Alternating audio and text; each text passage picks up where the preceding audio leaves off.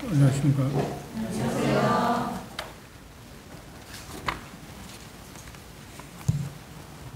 오늘은 고린도후서 10장 1절에서 6절에 있는 말씀이겠습니다.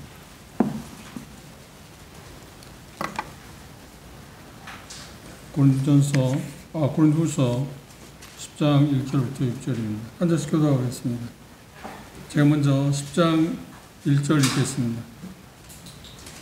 너희를 대하여 대민하면 겸비하고 떠나 있으면 담대한 나 바울은 이제 그리스도의 온유와 관용으로 친히 너희를 권하고 또한 우리를 육신에 따라 행하는 자로 여기는 자들에 대하여 내가 담대히 대하는 것 같이 너희와 함께 있을 때 나로 하여금 이 담대한 태도로 대하지 않게 하기를 구하노라. 우리가 육체에 있어 행하나 육체대로 싸우지 아니하노니 우리의 싸우는 무기는 육신에 속한 것이 아니요 오직 어떤 견고한 진으로 무너뜨리는 하나님의 능력이라.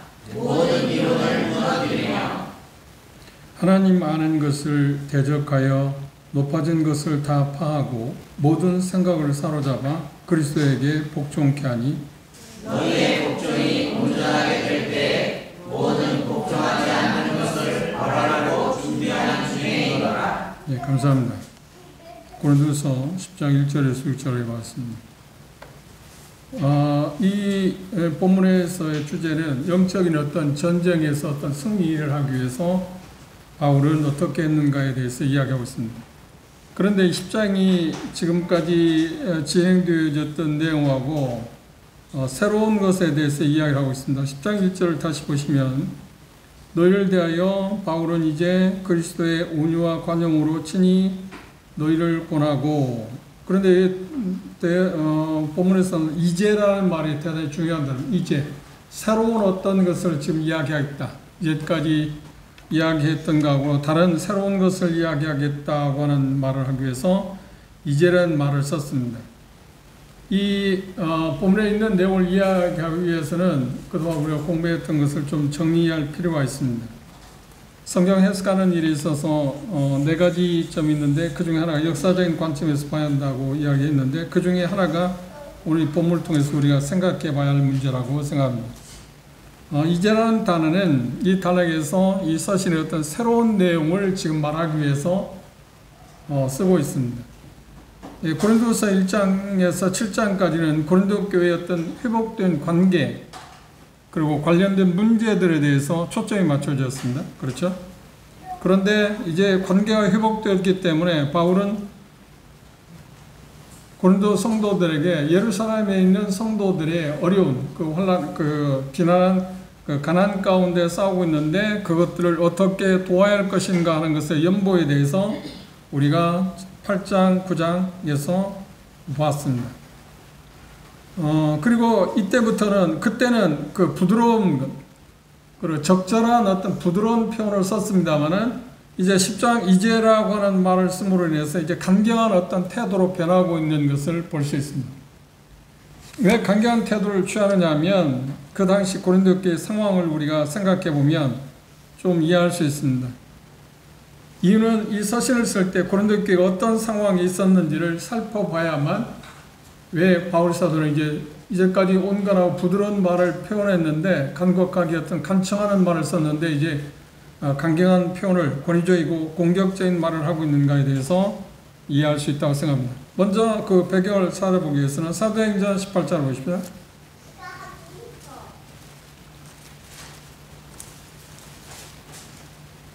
사도행전 18장에 1절부터 18절에 있는 말씀입니다만 이제 2차 전도여행 때 고린도에 도착해서 복음을 전해서 그곳에 고린도 교회를 성령께서 세우셨습니다. 그리고 여기 표현 가운데 18개월에 했습니다. 약 20여 개월에 걸쳐서 바울 사도는 고린도 교회가 성령님이 세워진 그 교회를 기초를 단단히 세우는 일을 했습니다. 그런데 얼마 후에 고린도에서 떠나서 이제 다른 지역으로 선교를 떠나게 되었을 때 떠나서 고린도 교회 소식을 전했을 때 어떤 심각한 문제가 고린도 교회에 있다고 하는 소식을 들었습니다. 우리가 지난번 생각한 것처럼 심지어 고린도 교회 문제 때문에 새 집을 지을 수 있는 기회가 있었는데도 그 새 집 짓는 것을 포기하고 옛집, 그것을 수리하는 것, 교정하는 것에 대해서 관심을 가졌다고 하는 것을 우리가 봤습니다. 그런데 그 소식을 듣자마자 바울 사도는 성경에 나와 있지 않는 서신이 하나 있었습니다.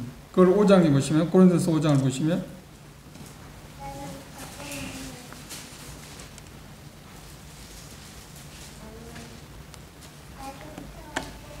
고린도서 5장 9절을 참조해 보시면, 내가 너희에게 쓴 것에 음행하는 자들을 사귀지 말라 했거니와. 여기 내가 너희에게 쓴 것에 음행하는, 쓴 것이라고 표현할 때 여기 고린도 전서를 말하고 있는 거나 고린도 후서를 말하고 있지 않습니다. 고린도 전서를 쓰기 전에 고린도 교회에 심각한 문제, 5장에 써 있는 것처럼 그 심각한 문제죠. 그런 문제가 있었기 때문에 짧은 어떤 서신을 고린도 교회에 보낸 것으로 나와 있습니다. 그런데 그건 성경에 나와 있지는 않습니다. 성경에 기록되지 않았습니다. 고린도 전서를 쓰기 전에 1차적으로 쓴 서신입니다. 정확히 말하면 대다수 학자들이 동의하는 바가 뭐냐면 고린도 전서와 고린도 후서 두 편의 편지를 쓴 게 아니고 고린도 교회의 관계에 대해서 4개의 편지를 썼다고 일반적으로 이야기하고 있습니다. 고린도 전서를 쓰기 전에 먼저 기록되지 않은, 그러니까 보존되지 않은 서신을 썼다고 이야기하고 있습니다. 그게 첫 번째 서신이고요. 다음 보면은 이제 더 그리고 났는데도 그들이 변화가 없고 그래서 더 많은 문제가 발생했다는 소식을 듣고 이제 바울 사도는 어떻게 했냐면 이제 드디어 고린도전서를 썼습니다. 그 고린도전서는 우리가 공부한 것처럼 몇 가지 문제 그리고 어떤 질문에 대해서 답을 하고 있는 형식에 나와 있습니다. 그리고 고린도전서 7장에 보면 이렇게 이야기했습니다. 고린도전서 7장 이후에는 자주 이런 표현을 쓰고 있습니다. 먼저 고린도전서 7장 한번 볼까요?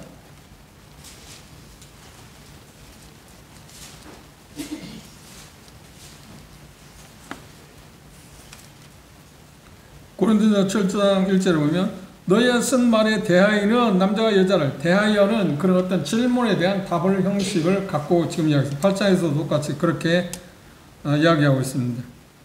그래서 그 두 번째 편지를 썼습니다. 두 번째 편지가 뭐냐면 고린도 전서입니다. 바로 그렇죠? 첫 번째 편지는 사라져 버렸고 두 번째 편지를 썼습니다. 이것이 우리가 알고 있는 일반적인 고린도 전서인데 그런데 고린도전서를 써서 고린도 교회에 보냈음에도 불구하고 그들의 변화가 일어나지 않았습니다. 회개하지 않았습니다. 더 큰 문제가 일어났습니다. 더 큰 문제는 고린도후서에서 우리가 본 것처럼 어떤 내용이냐면 거짓 교사들이 고린도에 방문해서 고린도 성도들로 하여금 바울 사도 관계를 어떻게 끊어버리게 만들었습니다. 그래서 우리가 8장 9장에서 헌금을 연보를 예루살렘 성도들에서 하겠다고 1년 전에 약속했는데도 거짓 교사들의 바울 사도 관계한 꼬임에 넘어가서 중단해서 1년 후에 그러니까 관계가 회복된 이후에서 천교가 회복되었기 때문에 1년 전에 약속한 것을 시행하라고 했던 것을 우리가 봤지 않나요? 8장 9장에서 봤습니다. 그런 일들이 일어났습니다. 그런데 거짓 교사들은 우리가 계속 고린도후서에서 공부한 것처럼 바울 사도의 공격이 가장 큰 공격이 뭐였나요? 인신 공격. 그런 사도가 아니다. 가짜다. 그리고 이 헌금을 모집하는 것도 모으는 것도 뭐 때문이라고요? 자기의 배를 채우기 위해 자기 주머니를 채우기 위한 거다. 정작 예루살렘 성도들을 돕기 위해서 그렇게 말하고 있지만 우리가 알 수 있는 게 아니다. 그렇지도 않다. 이게 얼마나 심각한 문제입니까? 사도권도 그러고 그가 헌금을 요청 연보를 이야기하는 것은 자기가 먹고 살기 위해서 복음을 전한다고 하는 그런 표현을 할 만큼 그렇게 바울 사도를 심하게 공격했습니다. 말도 안 되는 거짓말로 공격했습니다. 그런데 그 공격으로 말해서 고린도 성도는 대다수가 어떻게 했다고요? 다 넘어갔습니다. 그렇죠? 그래서 바울 사도가 엄청난 간극이 벌어졌습니다. 그래서 디도를 통해서 우리가 공부한 디도를 통해서 고린도 후서를 보냈을 때 그들은 어떻게 했나요? 드디어 7장에서 우리 공부한 참 회개를 했어요. 그런데 회개하긴 했는데 대다수가 회개하긴 했는데 아직도 회개하지 않고 아직도 거짓 교사들이 잔존하고 있었습니다. 형식적으로 보면 다 사라진 것처럼 보이지만 여전히 잠재되어 있습니다. 언제 그들이 나타날지 모릅니다. 그런데 그러니까 성도들은 대다수가 회개하고 돌이켰지만 남아있는 사람들이 있었어요. 그런데 이 쓴뿌리가 있기 때문에 그 쓴뿌리는 언제 기회만 주어지면 다시 나타날 수 있기 때문에 그 쓴뿌리를 발본세곤이라는 말이 있잖아요. 뿌리까지 뽑아야 할 필요성이 있었기 때문에 지금 바울사도는 이 10장에서부터 13장까지 4장에 걸쳐서 강한 어조로 지금 이야기를 하기 시작했습니다. 그게 지금 배경입니다. 그런데 우리가 공부한 것처럼 엄한 편지, 그러니까 엄한 편지라는 것은 고린도후서가 쓰여지기 전에 또 하나 편지를 보낸 일이 있습니다. 그 엄한 편지로 알려지고 있는 그 편지를 받고서 고린도 성도들은 어떻게 했다고요? 다섯서 회개했습니다. 그것은 기도편으로 그게 보내져서 그들이 변화되었다는 것을, 회개했다는 것을 디도를 다시 만남으로 인해서 알게 돼서 하나님께 감사하고 이제 관계가 회복되었지만 말씀드린 것처럼 그들 가운데 거짓 교사들이 사라진 것처럼 보이지만 그냥 잠재되어 있는, 동물을 갖고 있는데 동물을 그들이 퍼뜨리지 않고 주머니에 아니면 손에 쥐고 숨어 있는 그런 상태. 그런 성도는 대다수 회개했지만 많은 아직도 잔존하고 있는, 회개하지 아니한 바울사도에 대한 부정적인 생각을 갖고 있는 사람들이 아직도 있었다고 합니다. 그래서 그들에 대해서는 바울사도는 어땠냐면 지금까지는 그런 태도를 취하지 않지만 강경한 태도를 보일 필요성이 있었다. 이 부분에서 우리가 하나 배울 수 있는 게 뭐냐면 어떤 부분에서 바울사도 여기 끝부분에 글이 나왔습니다. 그 준비하고 있다는 표현을 썼습니다. 그러니까 우리가 성도들을 대할 때 중요한 것은 인도자들 성도들 대할 때 어떻게든지 관용과 여기 보면 온유한 마음으로 그들이 변화되기를 기다리는 자세가 대단히 중요합니다. 그런데 계속해서 그런 기회를 주었는데도 그들이 그런 쪽에 돌이키지 않으려고 할 때 할 수 있는 방법이 뭔가요? 그래도 끝까지 참여하는가요? 인내하는가요? 아니요. 어떤 시기가 지나면 그들에서 강경한 자세를 취하는 것이 바울사도의 태도입니다. 그걸 통해서 우리가 일상적으로 배울 수 있는 게 그겁니다. 항상 그냥 양보하고 기다리는 것만이 정석은 아니다. 그건 뭐 주님의 마음처럼 온유하고 그리고 부드러운 마음으로 대하는 건 사실이지만 어느 시기가 벗어나면 그렇게 할 수 있는 건 아니다. 강경한 입장을 취할 수 있다. 그런데 여기 고린도 교회에 강경한 입장을 취하면서 아직도 남아있는 잔존자들 그리고 거짓 교사들, 그들의 쓴뿌리 남아있기 때문에 그들에 대해서 지금 이제부터는 강경한 태도로 말할 수밖에 없다고 이야기했습니다. 그것이 이 본론에서, 이 본문에서 지금 시작하는 그런 이제라는 단어를 쓴 것이 그렇습니다. 그 표현을 여러분들이 마음가운데 두시고, 그래서 고린도서 10장 14장까지 저항하고 있는 거짓 교사들, 여전히 소수인지는 모르지만 잠재되어 있고 저항하고 있고, 그리고 물 밑에서 여전히 대다수 고린도 성도들이 바울사도가 화목을 이루었습니다만 남아있는 아직 화목이 이루어지지 않은 사람들, 화목이 되었다고 할지라도 그들에게 계속 마치 거머리처럼 달라붙어서 또 다시 고린도 교회를 뒤죽박죽, 그러니까 하나님의 복음을 훼손하고자 하는 사람들이 있었기 때문에 그들에 대해서는 바울사도가 어떻게 한다고요? 두 부류의 사람입니다. 남아있는 거짓 교사들, 아직 회개하지 않은 고린도 성도들을 향해서 강경한 태도를 취할 수밖에 없었다. 그리고 10장에 가면 두 번째 두 가지의 모습을 통해서 그 일을 하고 있는데, 여기 보면 여기 고린도후서 4장, 그러니까 10장에서 13장에서 어떤 면에서는 바울사도는 쉬운 말로 전쟁에서 말한다면 폭탄을 터뜨리고 있습니다. 그리고 두 번째 어떤 방법은 최후 공격을 하기 위해서 바울사도는 친히 이제 고린도 교회를 방문해서 그 부분을 다뤄가고 있는 모습을 고린도서 12장에서 볼 수 있습니다. 그건 우리가 차후 공부하게 되면 자연스럽게 알게 될 것입니다. 그래서 지금 고린도후서 10장에서 13장까지 10장, 11장, 12장, 13장 4장에 걸쳐서 저항하고 있는 교사들, 거짓 교사들, 이들 향해서 미혹돼서 여전히 회개하고를 거절하고 있는 고린도 성도들에 대해서 지금 바울사도는 이제라는 말을 썼습니다. 강경한 태도를 취할 수밖에 없다 라고 했습니다. 바울사도의 삶을 보면 우리 그리스도인의 삶을 한마디로 뭐라고 했냐면 이렇게 표현했습니다. 전쟁의 비유적인 표현을 썼습니다. 전쟁이다. 영적 전쟁하고 있는 것이 그리스도의 삶에 바울 사도 삶을 묘사할 때도 그렇게 표현했어. 자주 그런 표현했습니다. 고린도서 9장 7절이나 디모데전서 2장 3절 4절에 디모데전서 6장 1절 그 이외에도 에베소 6장 10절 18절에 영적 무장을 우리가 필요한데 그건 우리가 지금 영적인 전쟁터에 내몰리고 있기 때문이라고 표현하고 있습니다. 그런데 바울 사도의 삶을 보면 에베소 6장 12절에 보면 한번 참조해 봅시다.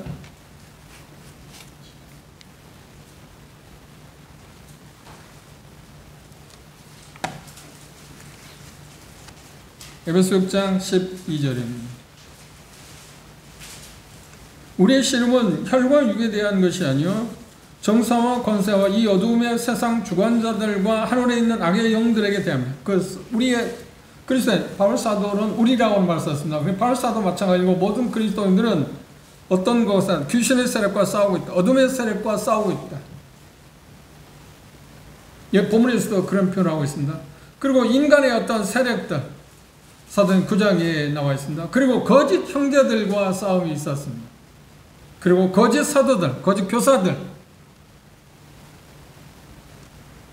그리고 더 나아가서는 이리들, 그렇죠? 사도행 20장 29절이면 이리, 너희 중에 자기를 쫓게 하려고 하는 사람도 있을 거라고 하고 표현한 것처럼 이리들과의 싸움이 있습니다. 그리고 골로새서에 보면 세상에 알려진 어떤 헛된 철학, 참된 철학도 있을 수 있습니다.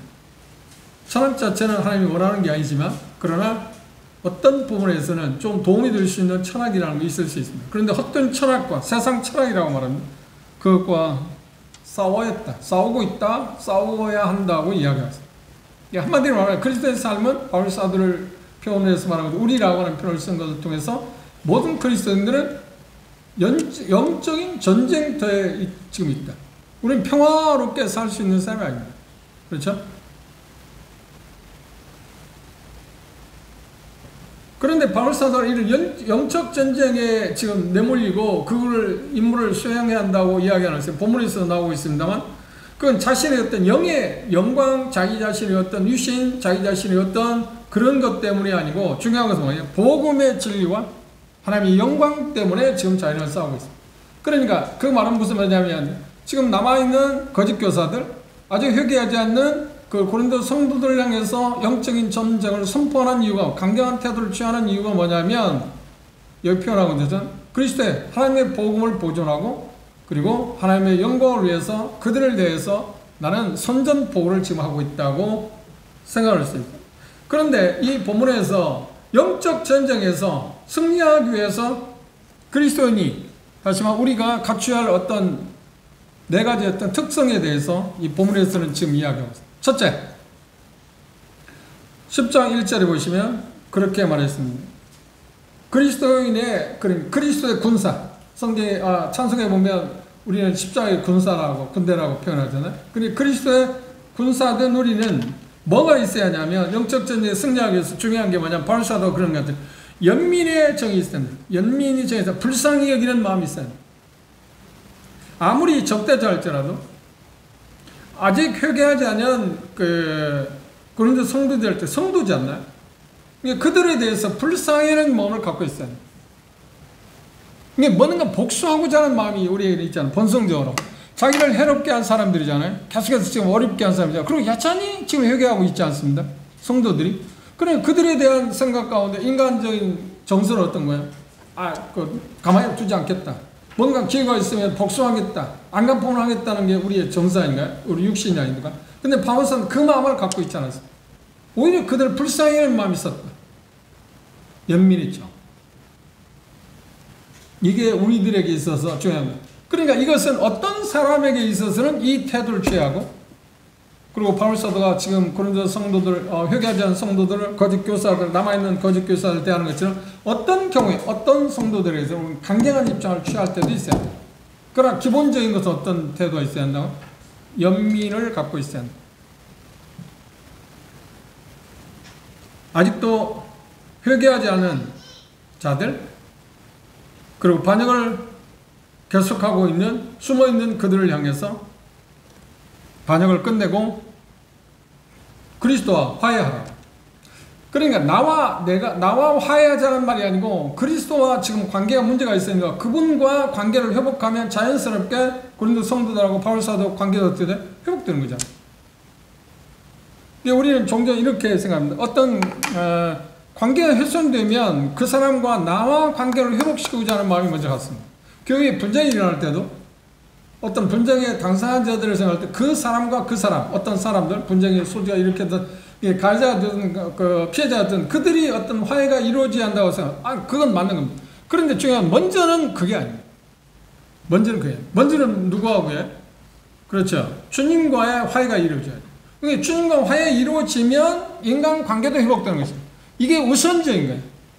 그런데 우리는 자꾸만 주님과 화해는 제쳐놓고 사람과의 화해만 먼저 생각을 해요. 그건 가능성이 없습니다. 그러니까 바울 사도는 우리에게 그 진리, 그 비밀을 우리에게 지금 이야기하고 있어요.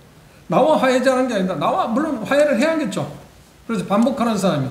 그런데 먼저는 누구냐면 하나님과 예수 그리스도와 화해라. 너희들이 구준 예수 그리스도와 화해해야 한다.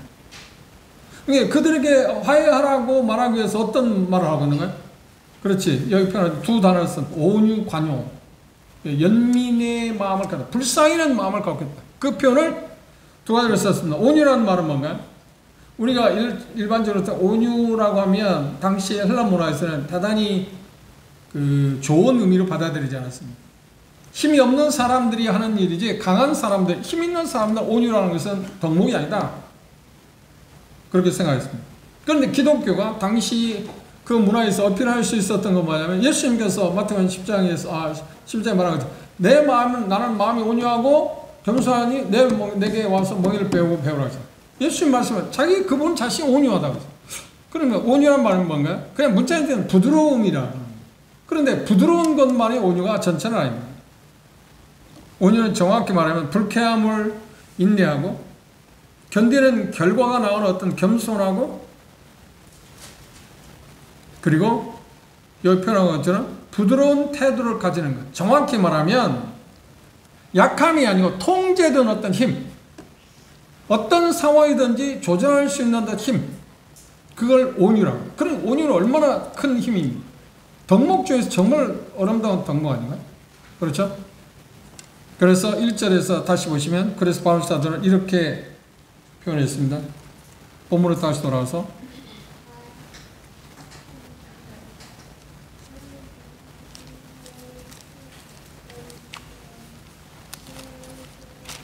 10장 1절에 보면 너희를 대하여 너희는 지금 누구입니까? 물론 전부 다 고린도 성도들에 대한 얘기입니다. 그런 중요한 것은 누군가요? 지금 이 배경에는 거짓 교사, 남아있는 거짓 교사들 그들의 꼬임에 넘어서 잔존하고 있는 아직도 회개하지 않은 고린도 성도들이라고 이야기합니다. 그런데 그들이 말하기를 어떤 생각? 대민하면 겸비하고 떠나 있으면 담대한 나 바울은 이것은 지금 그들에 대해 비꼬는 말입니다. 그들이 뭐라고 그러냐면 바울 사도는 대단히 여기 표현의 말이 우리가 들을 때는 대단히 좋은 말처럼 보입니다만 비꼬는 그들이 사용하는 말은 비꼬는 말입니다. 경멸의 의미로 사용했습니다. 그건 뭘 지금 말하는가요? 바울 사도 우리를 만나면 대단한 사람처럼 보이지만 우리가 떠나게 되면 우리가 없을 때는 대단히 비굴한 사람이다. 경멸의 말로 그들이 한 말을 지금 되잡아서 지금 이야기하고 있습니다. 그리고 관용이라는 말을 했습니다. 담대한 나 바울은 이제 그리스도의 온유와 관용으로 친히 너희를 권한다. 뭐라고 그랬습니까? 그리스도의 온유와 관용으로 친히 너희를 권하고 싶다. 연민이라는 표현을 썼습니다. 관용은 뭔가요? 관대함입니다.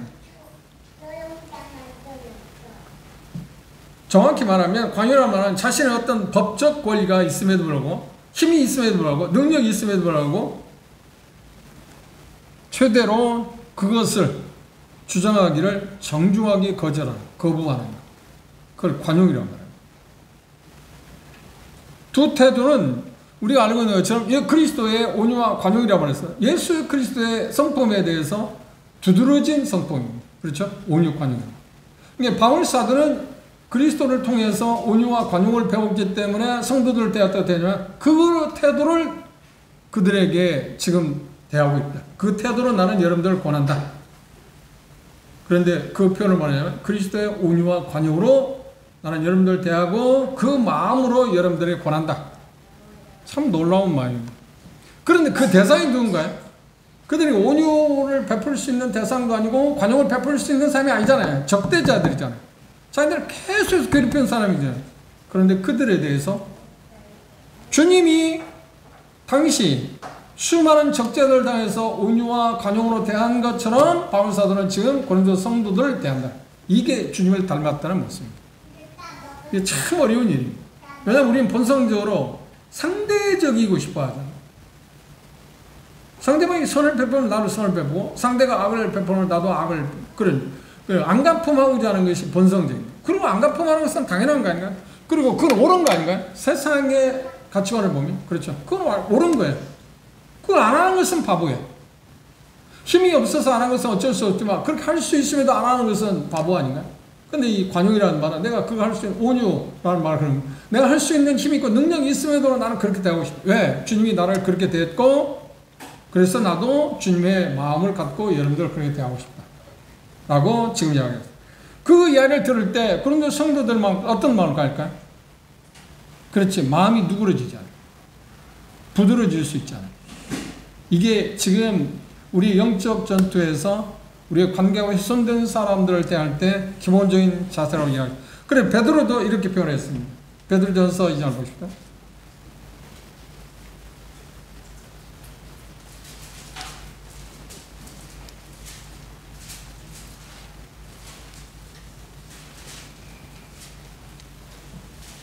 이장 19절부터 보십시오.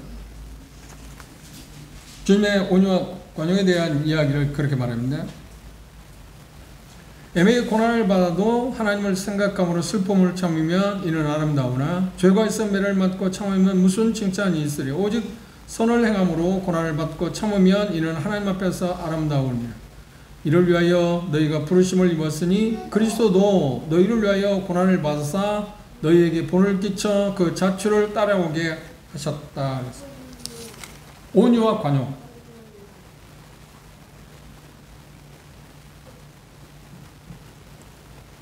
다시 말하면 바울사도는 이 고린도 성도들을 향해서 인내하고 자기에게 주어진 능력이 있음에도 그걸 제어했다. 스스로 조절했다고 합니다. 그래서 그렇게 했던 이유는 뭐라고요? 여기 표현하는 주님의 온유와 관용으로 너희를 권한다. 그 마음으로 한다. 주님을 본받을 그리고 주님이 한 것처럼 나도 그렇게 여러분들을 대하고 싶다. 대한다고 하는 이야기를 하고 있습니다. 그런데 그런 모습에서 대적자들은 어떤 생각을 했나요? 바울사도의 그 연민 그러니까 온유와 관용으로 대하고 있는데도 불구하고 그들은 어떻게 생각했냐면 여기 표현해 있으면 겁쟁이 나약함, 참 비굴한 사람 그런 식으로 뭐라고 하냐면 지금 업신여기고 있습니다. 조롱하고 있습니다. 경멸의 의미를 지금 사용하고 대적자들 바울사도는 그런 태도를 갖고 있지만 대적자들은 그 태도를 볼 때 뭐라고 했냐면 오히려 조롱하고 경멸 그러니까 쉽게 말하면 당시 헬레 문화는 뭐라고 해요? 온유는 어떤 거예요? 덕목에 들어가지 않습니다. 비굴한 사람, 힘없는 사람이 사용한 거다. 그리고 경멸했다고 하는 이야기입니다. 바울사도는 고린도 성도를 대할 때 영적인 전투에서 우리가 승리하기 위해서 우리 관계 훼손한 사람들과 관계를 회복하기 위해서 할 수 있는 것은 주님의 마음, 주님의 마음이 본문에서 뭐라고 해요? 온유와 관용. 그걸 한마디로 말하냐? 불쌍히 여기는 마음, 연민. 그게 우리 그리스도인의 영적 전투에서 참 필요한 덕목이다. 두 번째, 2절을 보십시오. 10장 2절을 보시면 또한 우리를 육체대로 행하는 자로 여기는 자들을 대하여 내가 담대히 대하는 것 같이 너희와 함께 있을 때 나로 하여금 이 담대한 태도로 대하지 않게 하기로 한다. 그렇게 대하지 않기를 원한다. 그 말은 지금 뭐라고 하냐면 그리스도 군사는 담대해야 한다. 그렇죠. 담대하다. 담대하다는 말은 뭐예요? 어떤 위협이나 결과에 개의치 않고 두려움 없이 행동하는 것입니다. 바울사는 누구보다 대쪽 같은 사람이었지 않나요? 그런데 바울사도 지금 말씀에서 표현한 것은 뭐냐면 내가 그런 태도로 여러분들을 대하지 않게 해다오. 제발. 그 선을 넘어서지 않게 해다오. 우리는 담대함을 갖고 있어야 합니다. 그렇죠? 강직함을 갖고 있어야 합니다. 그런데 그 강직함으로 모든 사람을 대하는 게 아니라 그건 최후의 카드잖아요. 그 마지막 카드는 거예요. 그러니까 내 그 카드를 꺼내지 않도록 해다오. 왜냐하면 그 무서운 일이니까.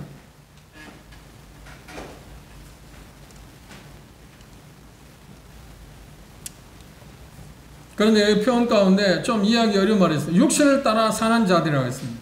육신을 따라 사는 자들은 누구인가요? 지금 바울, 고린도 성도도 육신을 따라 살지 않았나요? 그죠? 구원받기 전에 옛 본성, 그러니까 뭐 자라도 육신이라는 표현을 씁니다. 그걸 따라 산 사람, 부패한 마음 상태에 따라서 기울여서 살아가는, 인간이 죄악되었던 욕구들에 살아가는 사람들, 그 사람들에 대해서 지금 이야기합니다. 지배를 받고 있습니다. 그런데 바울사도는 그것과 반대죠. 그렇게 산 분은 아니잖아요. 그런데 이 표현 가운데 그리스도인들은 영적 전투에서 담대함이 있어야 합니다. 그런데 담대함은 갖고 있어야지만, 강함을 갖고 있어야만, 그건 어느 때서 마지막 카드다. 마지막 카드. 그 전까지는 계속 부드럽게 온유한 마음, 단호하는 마음으로 대해야 한다고 하는 것을 이야기하고 있습니다. 그게 안 먹힐 때 어떻게 한다고요? 이제 내가 가지고 있는 권세를 사용하겠다. 그 권세를 사용하지 않게 해다오, 제발. 그 마음으로 여러분들 대하거나 내가 그런 마음을 갖고 가지 않도록 해달라고 지금 이야기하고 있습니다. 세 번째, 그리스도의 군사는 3절에서 5절을 보시면 이렇게 나와 있습니다. 3절 보시면 우리가 육체에 있어 행하나 육체대로 싸우지 아니하노니 우리의 싸우는 병기는 육체에 속한 것이 아니요 오직 하나님 앞에서 견고한 질을 파는 강령이라. 모든 이론을 파하며 하나님 아는 것을 대적하여 높아진 것을 다 파하고 모든 생각을 사로잡아 그리스도에게 복종케 하니. 꽤 어려운 말입니다. 어려운 말인데 이 말은 뭐냐면 그리스도의 군사는 그리스도의 영적 싸움에서 유능해야 한다. 힘이 있어야 한다고 하는 겁니다. 그런데 이 4장 7절에 고린도후서 4장 7절 한번 참조해 보십시오. 우리가 이미 봤습니다. 고린도후서 4장 7절에 보면 바울 사도는 뜻밖의 본인 자신을 이렇게 표현합니다.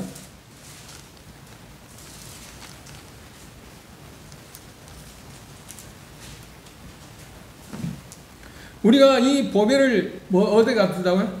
그래, 나는 질그릇이다. 나도 질그릇이다. 여러분만 질그릇이 아니라 나도 질그릇이다.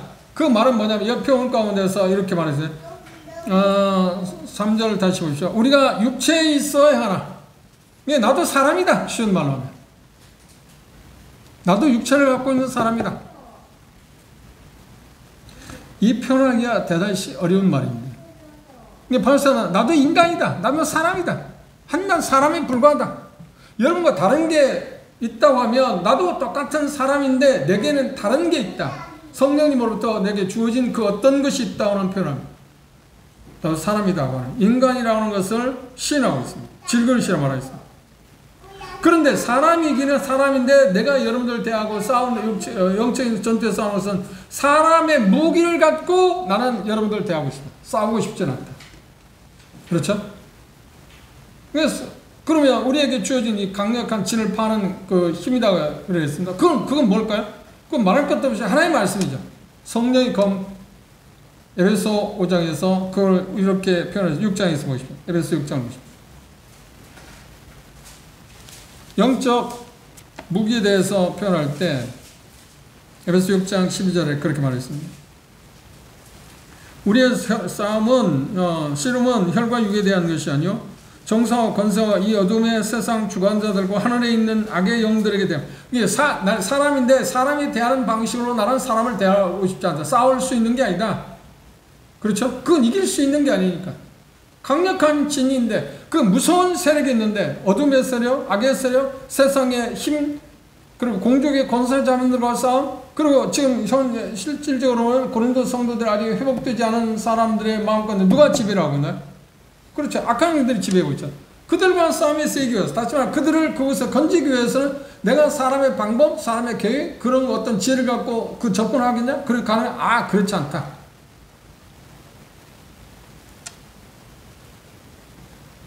그래서 이 표현 가운데서 이렇게 지금 이야기하고 있습니다. 전신갑주에 대해서 이야기를 했습니다. 그리고 17절 보십시오. 구원의 특과 성령의 검 곧 하나님의 말씀을 가지라. 그리고 모든 기도와 간구로 하되 무시로 성령 안에서 기도하고 이를 위하여 깨어 구하기를 항상 힘쓰라. 이게 뭐냐면 우리에게 주어진 가장 큰 무기입니다. 가장 큰 무기는 두 가지를 이야기했습니다. 하나는 뭔가요? 기도. 두 번째는 뭔가요? 하나님의 말씀입니다. 그런데 사도행전 우리가 공부를 했습니다. 사도행전 6장에 보면 사도들이 자기가 전임하겠다고 할 때 우리는 일반적으로 뭐 먼저 쓰는 거예요? 하나님의 말씀 먼저 생각하지 않은 거예요? 그런데 성경에 뭐라고 하는데? 기도와 말씀에 전무하는 거예요. 기도를 더 앞서서.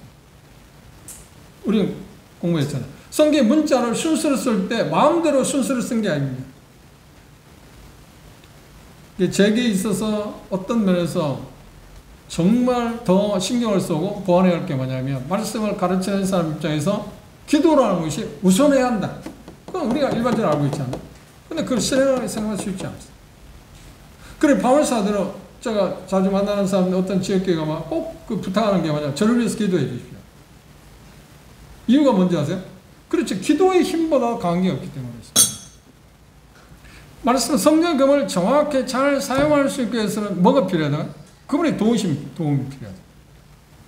성도들의 기도는 필연적이에요. 본인은 말할 것도 없이. 그렇죠? 영적인 어떤 전쟁을 하는 사람에서는 육신의 무기로 싸워서는 안 되잖아요. 왜냐하면 에베소에서 이야기한 것처럼 육신의 싸움이 아니기 때문에, 혈과 육에 대한 싸움이 아니고 영적인 전쟁이기 때문에 승리할 수가 없습니다. 인간의 어떤 재주, 방법, 사상, 그런 갖고는 가능하지 않습니다. 그런데 우리는 종종 어떤 문제 접하면 이런 기본적인 기도와 성령의 말씀을 갖고 그 문제를 해결하려고 하는 것보다, 이기려고 하는 것보다도 우리의 어떤 방법들, 재능들, 우리가 생활에서 수많은 어떤 꾀를 써서 문제를 해결하는 경우가 많습니다. 그 참패입니다. 그럴 수 있는 게 아닙니다. 왜냐하면 그걸 갖고 이 강력한 질문을 드릴 수 있는 사람은 없습니다. 그게 가능하다면 하나님께서 기도와 성령의 검이라고 하나님의 말씀을 우리에게 주실 리가 없잖아요. 견고한 지인이라고 말하는데 쉬운 말하면 난공불락의 요새라는 거예요. 우리가 싸울 대상은 우리 힘으로 해서 도대체가 넘어설 수 있는, 함락시킬 수 있는 성이 아니라는 말입니다. 그래서 여기 강력한 견고한 지인이라고 하는 말은 무슨 말이냐면 인간의 어떤 사상을 지금 이야기하고 있습니다. 그 말은 무슨 말이냐면 믿기 전에 구원받았을지라도 육신의 지배를 받으면 그것들을 무너뜨리기 위해서는 우리 사람들이 만드는 어떤 지혜나 어떤 방법, 철학적인 어떤 것을 갖고 접근해봐야 아무리 해도 그들을 돌이킬 수 없다. 어떻게? 기도와 성령의 그 말씀을 통해서만 가능하다. 구원받게 하는데도 마찬가지잖아요. 회복시키는 것도 마찬가지잖아요. 다른 방법이 없어요. 이게 항상 어떤 문제가 있으면 그냥 원칙, 원리, 기초로 다시 돌아가는 것밖에 없습니다. 그것밖에 없잖아요. 육신의 무기로서는 죄인들의 스스로 자기들 스스로가 갖고 있는 어떤 철학들 있잖아요. 사상들 있잖아요. 그걸 어떻게 바꾸게 하겠습니까? 그걸 뭐라면 강력한 지이라고 했어요. 난공불락. 그걸 뭘로 무너뜨린다고요? 기도와 하나님의 말씀. 성경에 가면 하나님의 말씀을 통해서 뚫을 수 있습니다. 그런데 이것이 강력한 진이라고 말하는 것은 사단이 믿지 않는 사람들 마음 가운데, 믿는 성도들 마음 가운데 미혹시켜서 그들을 꽉 잡고 있습니다. 그런데 그들에게 우리가 어떤 방법을, 인간의 어떤 지혜나 꾀나 어떤 것들을 통해서 무너뜨릴 수 있나요? 접근할 수 있나요? 가능하지 않잖아요.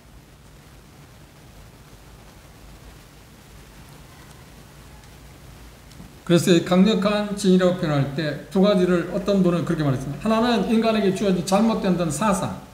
쉬운 말로 하면 믿기 전에 그 젊은이들이 진화론을 배워서 어렸을 때부터 진화를 배웠잖아요. 그 진화론을 무너뜨리는 건 생각보다 어려운 일입니다. 그건 어때요? 진화론이 창조과학에서 말하는데 진화론이 어떤 허무성이나 과학적으로 많이 접근하고 할 수 있습니다. 변증법에서. 그건 필요할 겁니다. 그런데 그것 갖고 그들을 무너뜨릴 수 있을까요? 아니요. 이론적으로 접근할 때 그 가능성이 있습니다. 그래, 그거 무너뜨릴 수 있는 게 아니야. 여전히 무너뜨릴 수 있는 복음, 하나님의 말씀을 통해서 그걸 무너뜨리죠. 그렇죠? 강력해. 생각보다.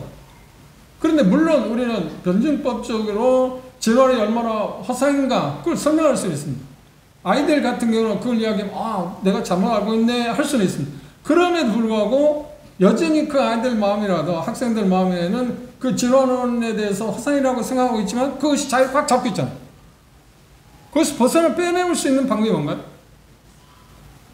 창조 과학의 원리를 계속 이야기하고 또 이야기하고 또 가르치고 해서 가능한가요? 아니요. 그게 아니에요. 그런 것을 1차적으로 이야기하고 그 다음 뭔가요? 복음을 통해서만 가능하다.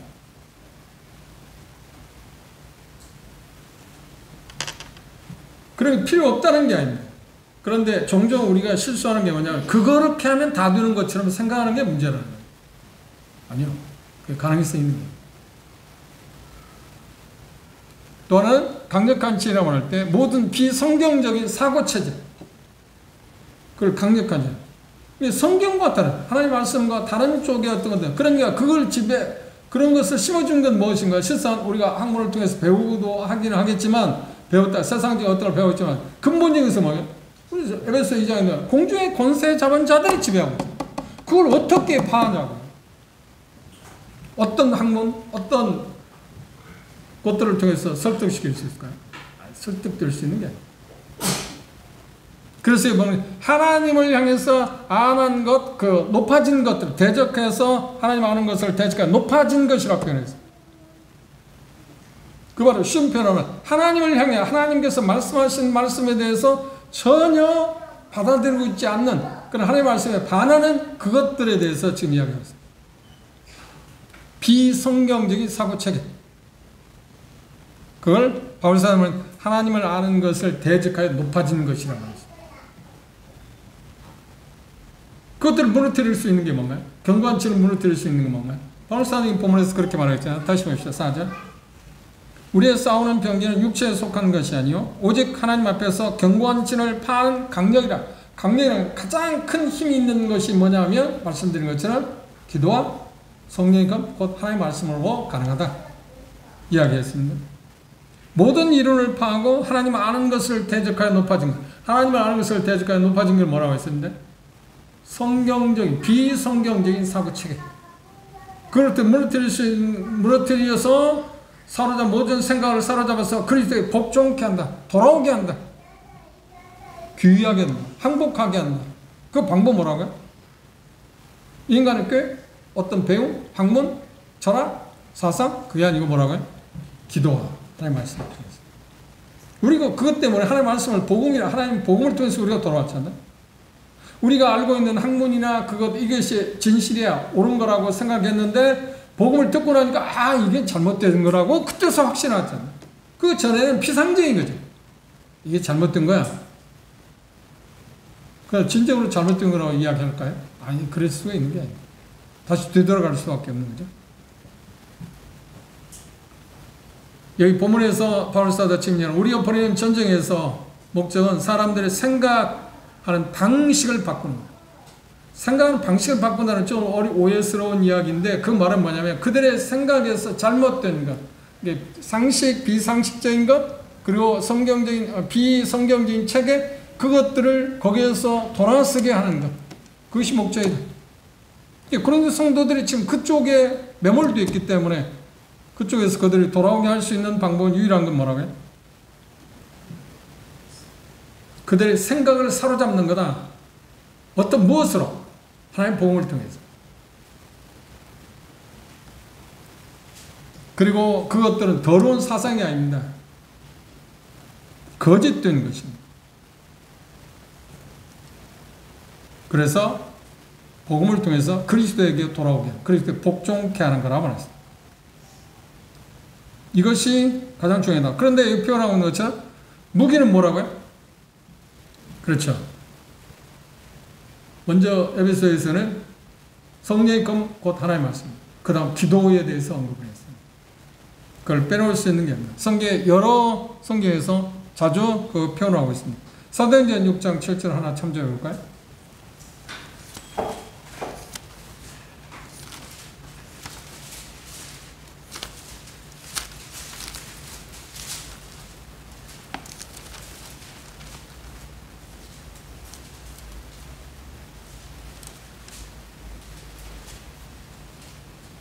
사도행 2장 7절 유명한 말씀. 하나님의 말씀이 점점 왕성하여 예루살렘에 있는 제자의 수가 더 심히 많아져. 허다한 제사장인 무리도 이 도에 복장, 복음에 돌아. 무엇이? 하나님의 말씀. 하나님의 말씀. 우리가 정말 기도할 것은 하나님의 말씀이 흥황하게 해달라고. 역표라는처럼 하나님의 말씀이 세력을 잡고.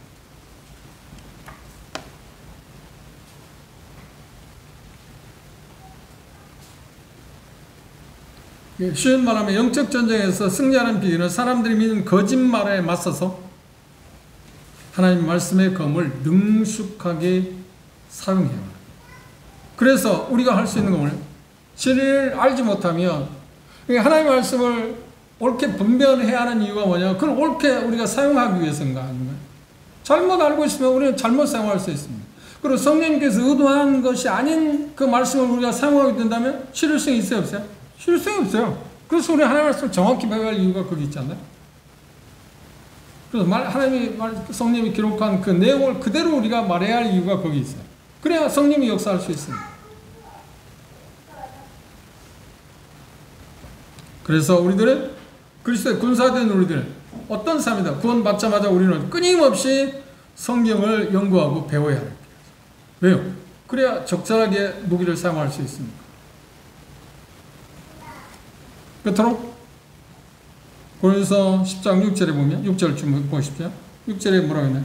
그리스도에게 복종케 하나니 너희의 복종이 온전히 될 때 모든 복종치 않은 것을 멸하려고 예비하는 중에 있다. 예비하는 중에 있다. 준비하고 있다. 그 말은 뭐냐면 그리스도의 군사는 항상 준비 대세에 있어야 합니다. 그러니까 우리가 실상 때가 언제인지를 정확히 알아야 합니다. 전쟁터에서 마구잡이로 군인들이 총을 쏘는 거야? 되게 6.25 전쟁터도 그렇고 2차 대전 영화 같은 거 보면 막 참호수에 있어하고 상대방을 보지도 못하고 막 총을 쏘잖아요. 막 공중에 쏘는 거지. 그러면 잘못하면 아군을 해칠 수도 있지 않아요? 그럼 하나님 말씀은 그렇게 상황할 수 있는 게 아니에요. 근데 바울 사도는 적재적소에 지금 때가 어느 때인가를 정확히 알고 그들이 어떤 사람인 걸 정확히 알고 적절하게 지금 권면을 하든지 아니면 징계를 할 것인지에 대해서 적절하게 내가 준비하고 있다.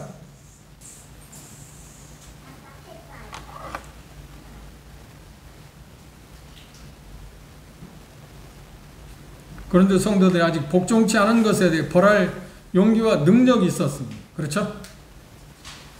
그래서 교회 복종이 온전해질 때까지, 이 말은 복종이 온전해질 때까지 어떻게 징계를 내가 미루겠다. 지금은 그때가 아니다는 거야. 그때가 아니다. 지금 그때가 아니다. 내가 지금 이 서신을 쓸 때는 지금 그때가 아니다. 그런데 그 시기가 선을 넘었으면 어떻게 했다고요? 내가 그걸 사용하겠다. 하나님이 내게 주신 사도의 권한을 갖고 징계를 하겠다.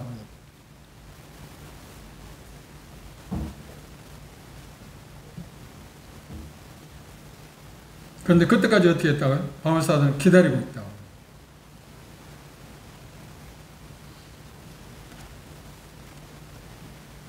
자기 입장을 취할 때까지 기다리고 그때까지 사도의 권세를 어떻게 했다고요? 권한을 어떻게 했다고요? 지금 사용하는 것을 보려고 준비 중이다. 그 이야기를 고린도 성도들이 듣게 될 때 만약에 바울 사도가 지금 이야기하는 그 선을 넘었으면 우리는 이제 더 이상 어떤 희망이 없다. 그리고 징계밖에 없다. 바울 사도의 징계를 받는다는 말은 바울 사도의 징계를 받는 말이 아니잖아요. 누구의 징계를 받는다는 거예요? 그리스도, 하나님의 징계를 받는 무서운 일이잖아요. 그런데 하나님의 징계에 대해서 바울 사도는 그걸 쉽게 빨리빨리 하진 않았다는 거예요. 그런데 우리는 오늘 보면 그 징계 사용을 남발하는 경우가 있어요. 참 무서운 일입니다. 정말 신중해. 또 물어보고 또 확인해보고 또 확인해. 한 번 더 확인하는데 뭐가 문제가 있나? 너무 조급해요. 현실을 이야기해서 그 분당 북부에 이제 징계가 문제 있었잖아요. 그런데 지난달에 이번 달에 모였을 때 이제 결론을 내렸어요. 중재위원들 결론을 냈어요. 그 중재인데 결론 내는 게 뭐냐면, 징계 내용에도 문제가 있을 뿐만 아니라 징계 시기에, 그러니까 수요일 날 다음 주 월요일 날 징계하겠다고 했는데 일요일 날 그냥 해버립니다. 월요일 날 다시 모이자고 해놓고 일요일 날 해버립니다. 그러면 지금 3일인가? 그럼 한 달을 늦춰주면 뭐가 문제가? 그렇게 막 파급되는 거야? 전임성이 그렇게 강한 거야? 물론 징계하는 목적이 뭐냐면 그 부패가 계속 파급되지 않게 해서 절단한 거잖아요, 지금. 그리고 회복을 목적으로 하죠. 그런데 순서가 그런 쪽에 방법적인 어떤 문제가 있어. 너무 조급해. 그런 바울사한테 그들이 충분히 징계를 받는 상황이잖아요. 그죠? 누구보다도 징계, 우리 같으면 벌써 뭐 100번도 먼저 했을 겁니다. 그런데 바울사한테 아니야, 그걸 미루고 있어. 왜냐, 그건 무서운 일이니까. 내가 조금 더 어려움을 당하고, 물론 그것 때문에 회개한 고린도 성도들의 약간의 어떤 어려움이 될 수는 있겠죠. 그런데 그것에 대해서는 우리가 좀 참자. 왜냐하면 한 사람이라도 더 얻어 돌아오게 해야 하니까. 하나님의 징계가 내려진 무서운 일이니까. 그렇지 않나요? 로버트 첼프만이라는 형제님이 우리 교회사에, 다비 형제님은 대단히 강경파예요. 좋은 게 많아요. 좋은 게 많아요. 대단히 강경해요. 비판적이에요.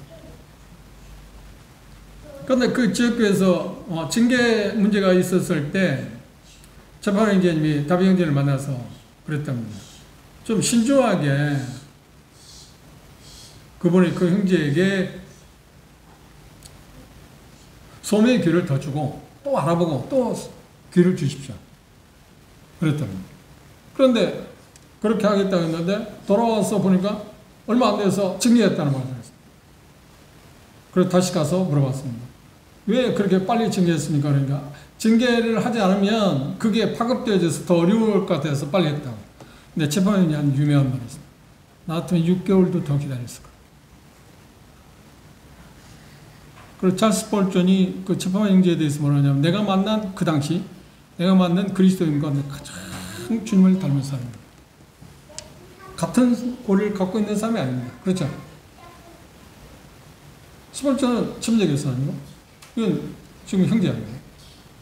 첼프만 형제는 다비 형제 그런 거예요. 나 같았으면 6개월 더 기다렸어. 그렇게 중요하냐? 그렇죠? 근데 우리는 지금은 6개월이 아니라 그냥 문제만 있으면 빨리빨리 정리하고. 그렇다고 해서 항상 느슨하게 해야 한다는 말 아닙니다. 어떤 문제는 빨리 해야 할 것도 있습니다. 그래, 중요한 것은 아무리 범죄한 형제라고 할지라도 자매라 할지라도 소매의 귀는 충분히 줘야 하잖아요. 또 한 번 확인하고 또 한 번 해. 왜? 이건 중요하다. 이건 정말 하나님의 징계니까. 이게 무서운 일이거든요. 근데 그걸 쉽게 가볍게 여길 수는 없잖아요.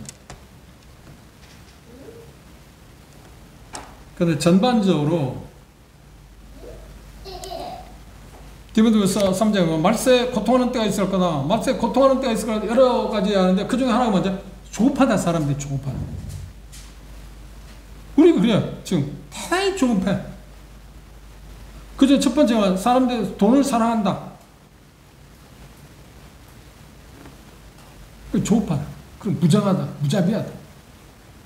그런 현실을 어디서? 밖에서 보는 거야. 믿지 않는 세계에서 보는 거야. 믿는 우리들의 세계에서 보니까 저는 개인적으로 고통스러워요. 왜 우리가 이렇게 흘러가고 있지? 자, 물론 그런 걸 통해서 배워야겠지만, 근데 최소한 제가 그 입장에 된다고 어떻게 할까? 저도 초기에는 징계를 빨리빨리 했어요. 그래야 한다고 생각했어요. 근데 시간이 지나면서 보면서 보다 또 한 번 기회를 줘. 또 한 번 기회를 줘.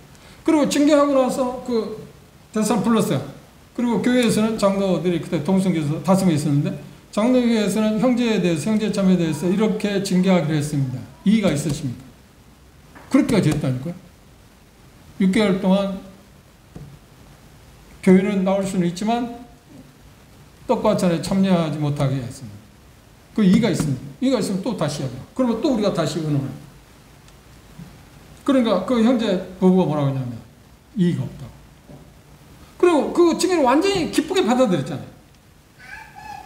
그러니까 6개월 후에 회복되어졌을 때 그 관계가 어떤가요? 어떤 쉽게 말하면 앙심이라든지 뭐 서운함이라든지 그게 물론 있겠죠. 뭐 봐주면 될 텐데 그 안에 있느냐 하고 할 수도 있고 그렇지 않나요? 근데 그게 없잖아요. 회복도 완전해지. 그렇게 시간을 주고 또 기회를 또 주고 쉽게 판단 내리지 말고 한번 생각해보세요. 어떤 것들이 전염될 때 어떤 질병이 파급력이 빠르면 빨리 차단을 해야죠. 그러나 징계 사회들 보면 대다수의 징계 사회를 보면 이미 경고를 하면 되잖아요. 어떤 징계 사회가 나타나면 형제 자매들에게 이런 문제가 있습니다. 그럼 경고를 했어요. 그런데 그쪽에 넘어갈 확률이 있긴 하죠. 당을 진단지 할 때 그쪽에 당의 합세에 합류하지 못하기 위해서 어떤 것을 하기 위해서 말은 할 수 있잖아요. 해놓잖아요. 그런다고 해서 그렇게 쉽게 넘어가겠습니다. 그래서 최대한 바울 사도의 이 본문에서 우리가 배울 수 있는 겁니다. 나는 그 고난과 사도권을 사용해서 당장 징계할 수 있지만 그들이 회복될 때까지 회복되기를 기대하는 마음으로 온전해질 때까지라는 표현을 썼습니다. 그때까지 나는 기다리겠다. 쉬운 말로 그 선을 넘어서면 어떻게 할 수밖에 없겠지만 선을 넘어서는 데에서는 나는 좀 더 기다려. 어떻게? 그리스도의 온유와 관용을 갖고 참 주님이 우리를 그랬다 했잖아요. 주님이 그 당시 생전에 사람 우리를 대할 때 어떻게 되었나? 심지어 자기를 십자가에 못 박혀 죽는 그들을 향해서도 뭐라고 했나요? 아버지 저들을 용서해 주십시오. 저들 하는 일을 잘 모르기 때문에. 스데반도 뭐라고 했나요? 똑같이. 아버지 저들을 용서해 주십시오. 저희들 하는 일을 알지 못하기 때문에. 그리스도의 온유와 관용. 이걸 오늘 특별히 본문을 통해서 배웁니다. 바울 사도는 그 주님을 닮았어. 그래서 인내하고 있어. 절제하고 있어. 힘을 사용할 수 있지만 얼마든지 칼을 휘두르지만 그 칼을 휘두르지 않아. 왜냐하면 그 칼을 휘두르는 것이 마지막이니까. 그렇죠?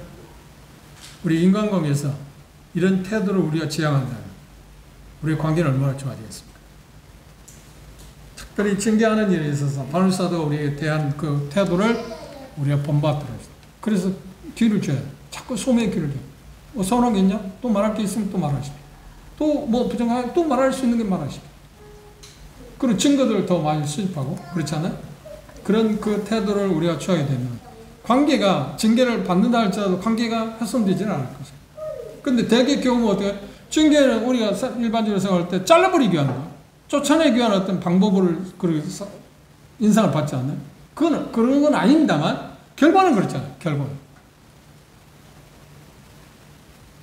그런 면들을 우리가 조금 더 생각하고 차분하게 정말 그리스도의 온유와 관용으로 불쌍히는 뭐 그렇죠? 제가 제 동생이 소천하고 나서 그러면 사람을 불쌍히는 마음이 참 적구나 그런 그 간증을 했잖아요. 참 우리가 사람들을 불쌍히 주님이 우리에게 뭐라고 말했습니까? 서로 불쌍히 여기라. 우리는 서로 불쌍히 할 대상이지 그렇죠? 여러분들이 저를 불쌍히 여기하고 저도 여러분들 불쌍히 서로가 서로에 대해 불쌍히 할 대상들. 그게 그리스도 안에 있는 우리들의 모습이 아닌가. 기도합시다.